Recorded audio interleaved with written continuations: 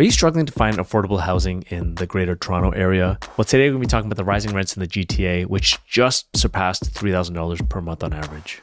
Look, I get it. The Toronto real estate market is confusing. Whether you're a new or experienced investor or just looking for a home to raise your family in, join us at Broadview Table Talks as you sit around the table with my friends and talk about the real estate and the ever-changing market in Toronto. The cost of renting in the GTA has been steadily increasing over the years, but recently with a flood of immigration happening and the lack of building supply that can't keep up with it, we're in a housing crisis. So according to the Q1 2023 rental report by Urbanation, which just came out, the average price of a purpose-built rental is over $3,000, and condos are still somewhat reasonable at $2,700, $2,741 for an average rental. One-bedroom condos are renting at $2,400, and two bedrooms are just over $3,000. Plus or minus in the GTA, just under $4 per square foot. While rising rents may seem like a good idea for landlords, it leads to a lot of issues, social issues, such as, affordability for one, but it'll give you a lot more tenant turnover, you'll have issues finding suitable tenants, and then there's a risk of more rent controls and regulations. What's causing rents to increase? Well, as the interest rates are rising in today's environment to combat inflation, the cost of owning a home is actually a lot higher than it is to rent. So, of course, less people are going towards home ownership, whether it's by choice or by no choice, really. Then they're pushing more of the demand into the rental market, which is pushing up prices. With 460,000 people as a federal immigration target this year, that doesn't even include non-permanent residents such as student visas and work permits and even refugees as well too. Last year we hit almost 1 million people coming into Canada. And generally about a third of these people come to Ontario, and most of these people come to the GTA as well too. So the demand is extremely strong. Most people like to rent when they first come to Canada. Not to mention that they have the non-resident tax as well too. If you're a new immigrant to Canada, then you're going to be paying a 20% tax. Yes, you'll get that back when you get permanent resident status, but that might take a couple of years. And then on top of that, like the whole ban on foreign buying, that's been lifted if you're here as a non-permanent resident or as a worker or a student. And as you know, the cost of tenant turnover is pretty bad. I mean, look, you're paying for 1 month of leasing fees. You might have a month of vacancy, and then you might have another month equivalent of rental repairs and cleaning and all that. So that potentially could be 3 months of rental vacancies or lost rent that you could have, which is not good for your pocketbook as a landlord. So I'm a landlord myself, and I manage a lot of properties for other landlords as well too. If you want any help with managing your property, give us a shout. But look, the average rent in Toronto is $2,400 for a one bedroom. And our rule of thumb generally is that the gross annual income of the tenant, the rent should be no more than a third of that. Like banks are using that to qualify you to get your mortgage, so that's a good rule of thumb for a tenant, right? I find that if it's like 50%, it's a little bit too high, and I don't think they can really afford the rent, and they can't live comfortably with, transportation costs and food and entertainment and even savings as well too.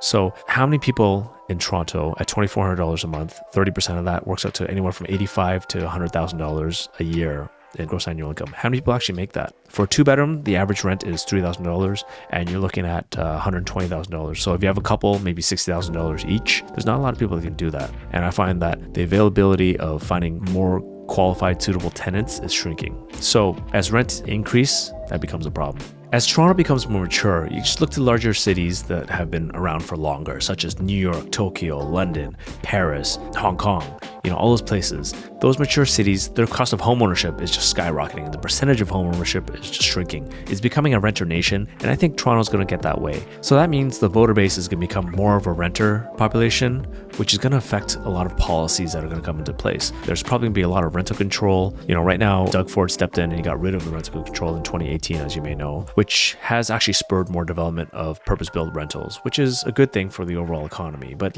I think as we shift more towards renters, there's a possibility and a risk that more policy is going to be renter heavy. So what's my advice to you as a potential landlord or a current landlord? Well, first of all, get on the property train if you can. Now, I'm not saying limp in, because the high interest rates right now will kill you. Like, cost of carrying is so high that unless you have 50% down, it doesn't make sense from a cash flow perspective. But the fundamentals in Toronto is that it's not going to get any cheaper. The cost of home ownership is just skyrocketing, and it's just going to get even worse as prices go up with inflation and with fiat currency just diminishing in value. It's not that the price of the home increases, it's just the price of the dollar goes down. Your purchasing power decreases. And the fundamentals for the rental population is just so strong. There's going to be more and more renters, less and less homeowners. So if you can get on the train, great. But don't limp in with a minimal deposit, because it takes close to 50% down to make anything cash flow positive in today's environment. Now, these high interest rates aren't going to be here forever. It's just that in the long run, it will eventually come down. So if you can get on the train, get on. Just if it means partnering with somebody and taking a less ownership share, great. If it means buying into a fund where you don't actually own the real estate, but potentially you're still invested into a pool of funds of other investors to get into real estate, that's also an option too. But in the long run, I think that the rents aren't going to come down anytime soon.